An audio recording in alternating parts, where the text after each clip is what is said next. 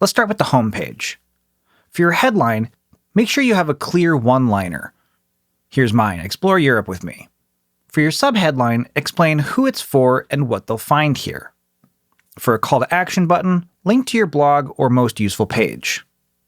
Delete unnecessary buttons.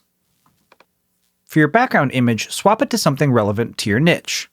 Experiment with changing the positioning and alignment of your elements on the page.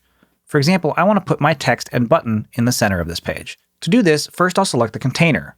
I'll click the elements I want to modify, and then I can go up to this left section and select the parent block, the container. Next, I'll open the settings by clicking the sidebar button here. You can see the container has set a custom width of 50% of the viewport. I want to open this up to 100 so this text can expand to the full width.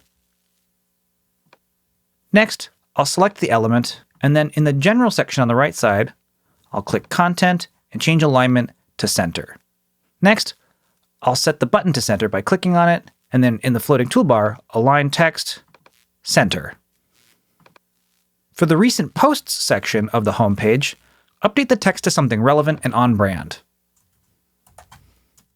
Then, for all the extra sections on the page, keep what fits your brand and delete the rest.